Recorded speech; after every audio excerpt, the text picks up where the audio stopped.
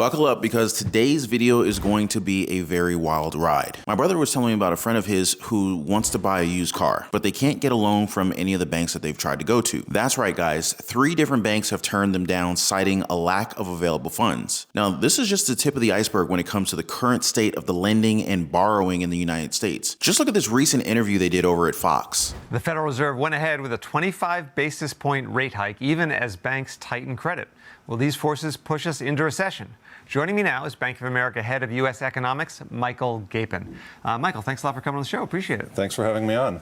So obviously all the eyes have been on Jay Powell for years now, but with this banking crisis or mini banking crisis, lending standards have been getting very tight, and I've heard anecdotally that some of the smaller community banks have almost shut the door. With those two things combined, how much will that slow the economy? Right. Well, that's the big open question, and I think, to some degree, this should be expected. This is one of the main channels through which the Federal Reserve can slow the economy. So we should expect lending standards to tighten. We should expect loan growth to slow. The question is essentially, have recent events meant that we're going to get a lot more tightening than we thought? So excess tightening or unanticipated tightening. So is there a credit shock, a credit crunch around the corner? So it's true that loan growth was slowing coming into this event. It'll probably slow further. And so if we get a lot of excess tightening, yes, it's going to do some of the Fed's job for them, and I think the Fed said that this week. Yeah, Jay Powell did, yeah. Fed, he essentially mentioned that, and yeah, so it's probably a disinflationary shock in that world, so the Fed may have to tighten less. Slower loan growth or even declines in loan growth would help the economy slow down and bring inflation down.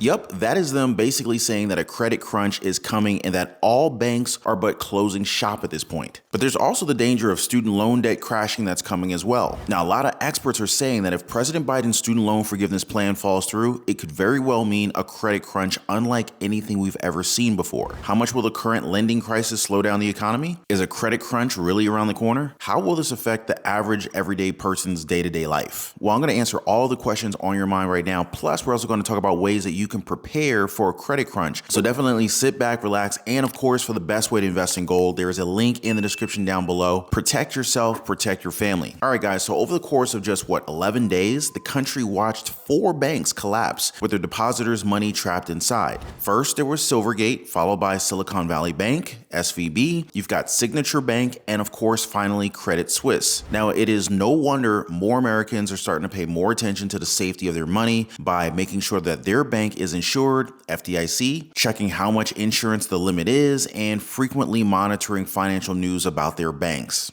Not to mention why so many people are buying gold, by the way. Now, some of my friends have been telling me to switch out of the banks and into cash, going personally to pay your utility bill or use paid gas cards to buy gas or pay cash. Same for groceries. Now, that's what they're saying. I ain't trying to do all that. That's too much work. I'm going to keep enough money in my bank to at least get my online banking bills paid through bill pay. I'm not trying to drive face to face and do that in person. Ain't nobody got time for that. But they're saying that it will make you a better steward of your money and more of a saver. Now, a lot of the guys that I'm talking about, they are great change savers. And they always tell me how they usually have enough to pay bills with their change. Other things that they do, always eating at home or, with home packed lunches, skipping meals and slimming down, that kind of thing. But what about you guys? Have you been changing things up with all this inflation happening lately? Let me know what you guys are doing in the comments down below. Now, the problem with everybody starting to demand fiat currency from their banks in order to pay their bills or to buy food with it, etc., is that there isn't a lot of actual physical fiat currency in circulation because the Fed has been reducing it off the streets, kind of like they did with coins a few years ago. Oh yeah, we definitely need to be doing everything that we can to prepare because this banking crisis,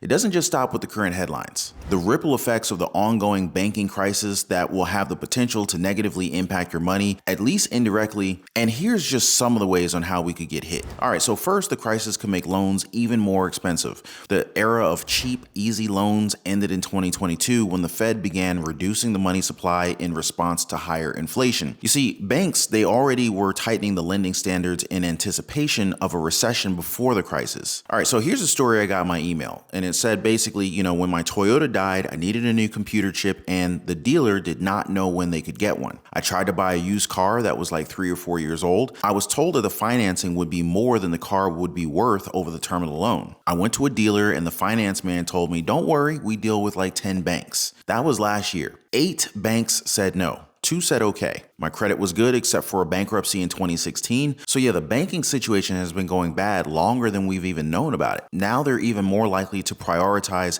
healthy balance sheets over expanded profits. The result could be what's known as a credit crunch, where loans become dangerously expensive and hard to get. The Fed's ongoing rate hikes definitely sped things up. Some people are even calling Jerome Powell the main catalyst for the bank failures, but still, the Fed is keeping at it. By the end of their recent meeting, the Federal Reserve raised its rate by another 0.25% to its highest percentage in 15 years. That undoubtedly will send interest rates up, and thanks to the ongoing banking crisis evolving in the background, this only increases the likelihood of a serious credit crunch, and with that, the likelihood of a recession. So here's how it goes. Borrowing is the grease in the economic machinery, and the credit crunch, it could slow down dramatically enough to trigger a recession. That's because small banks and mid-sized banks, which are most vulnerable to turmoil like the current situation is producing, they play an outsized role in the economy. Banks with less than $250 billion in assets conduct roughly half of all commercial and industrial lending in the United States, not to mention 80% of commercial real estate lending, 60% of residential real estate lending, and 45% of consumer lending. So with the interest rate hikes just continuing to ramp up money costs, analysts expect small banks that don't have many FDIC insured accounts to decrease lending by a full 40%, while other small institutions will reduce their loans by about 15%. Now guys, this will create a huge contraction. That, along with the new rate hike, this has the potential to decrease the purchasing power and therefore demand across the economy. When demand falls, businesses will slow production, reduce hiring, or even conduct layoffs. The newly unemployed would have even less purchasing power, pushing demand down even further and then sending the economy into an economic downturn. By then, you got a full-blown recession on your hands. And don't believe them when they tell you that the FDIC is going to be shouldering the bank bailout. It all trickles downhill, guys, and eventually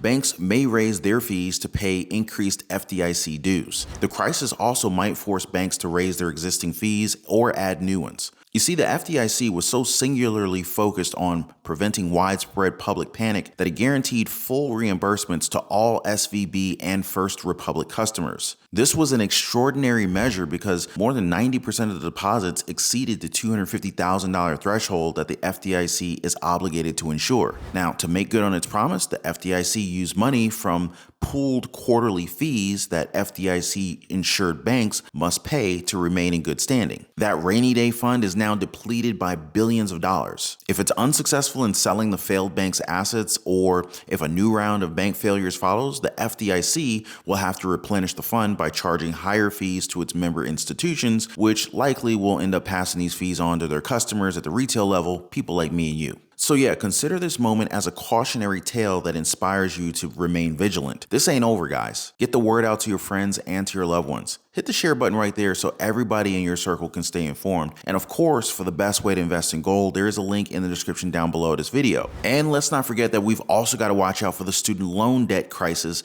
that could bring some serious heft to this credit crunch. Student loan borrowers in the United States are struggling to keep up with other kinds of debt even while college payments are frozen, and a surge in delinquencies is likely if the government's debt relief plan fails. All right, so here's the deal, guys. A lot of folks who would be covered by President Biden's student loan forgiveness plan have been having trouble just keeping up with their credit card and their car payments lately. Even though they don't have to make payments on their student loan right now, it looks like they're still struggling to pay their bills. Now, if the government starts making them pay back their student loans again without any relief, things could get significantly worse. And we're talking about more defaults and missed payments than what we saw before the pandemic hit. And that wasn't exactly a rosy picture to begin with. About 15% of student loan borrowers were already behind on their payments back in March 2020. So the government has put a freeze on repayments a bunch of times since then, but that's going to end sooner or later. Right now, we're waiting on the Supreme Court to decide whether or not to greenlight President Biden's proposal to forgive up to $20,000 per student loan borrower. They're going to hear the arguments next month, and we should know what's up by early summer. Now, if the proposal does not go through, borrowers, they're going to have to start paying back their loans again within a couple of months. So how do you prepare for that coming US credit crunch? You're going to hear other channels talk about diversification and all that, but here's the real deal, guys. It's really hard to do if you're short on cash in the first place. I mean, really, the first thing that comes to mind is